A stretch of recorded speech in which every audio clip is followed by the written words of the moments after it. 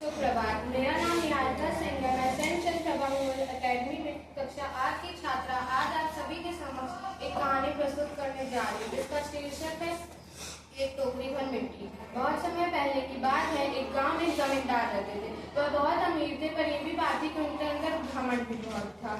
उनके महल के पास में ही एक बूढ़ी महिला अपनी 5 साल की पोती के साथ झोपड़ी में रहती थी।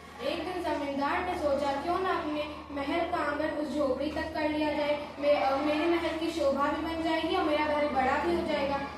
यही सोचकर जमींदार उस बूढ़ी महिला के पास गया और कई तरीकों से समझाने की कोशिश की, पर वह ना समझी। उसने बोला कि ये केवल मेरी झोपड़ी नहीं है, इसी में मेरे प्रिय पति, बेटे और बहू की मृत्यु हुई है, तो मैं ये छोड़कर नहीं जाऊंगी। उस समय जमींदार को तो बहुत क्रोध आया, पर वह शांति से वहां से चले आए और अपने महल में आके बोले कि अब तो मैं झोपड़ी लेकर रहूंगा, चाहे मुझे छल ही क्यों ना करना पड़े। और उन्होंने ठीक वैसा ही किया।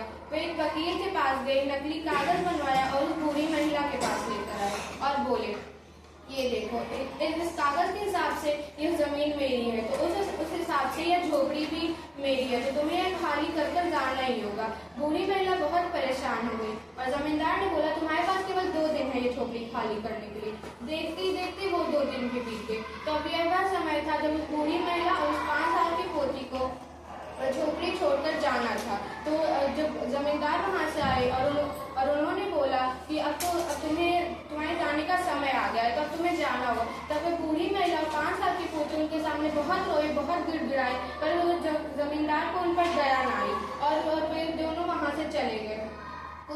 कुछ ही दिनों में जब जमींदार उस झोपड़ी के आसपास घूम रहे थे और लोगों को उनका काम बता रहे थे, तब वह बूढ़ी महिला फिर से आई जमींदार के पास और बोली कि आपको मुझ पर एक दया करनी होगी। जमींदार पहले थोड़ा हिचकिचाए, फिर बोले, ठीक है, क्या है बताओ। उसके बाद बूढ़ी महिला ने बोला कि जब से मेरी पोती यहाँ से गई है, वह कुछ खा रही है ना पी रही है, तो कृपया करके आप मुझे एक टोकरी मिट्टी ले जाने दें, ताकि मैं उसी मिट्टी का चूल्हा बना सकूं और उस पर रोटी बना के अगर मैं अपनी पोती को खिलाऊंगी तो वह अवश्य खा लेगी। पहले जमींदार ने थोड़ा सोचा, फिर बोला, ठीक है, जाके अंदर से तुम एक टोकरी मिट्टी ले लो।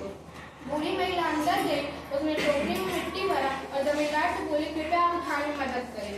जमींदार जब उठाने आए तो वह उठा ही नहीं पा रहे थे। तब बूढ़ी महिला ने बोला कि जब आप ये एक टोकरी मिट्टी नहीं उठा पा रहे थे, मेरी झोपड़ी में न जाने ऐसी कितनी सारी टोकरियां मिट्टी है, तो आप उनका बोझ कैसे उठाएंगे।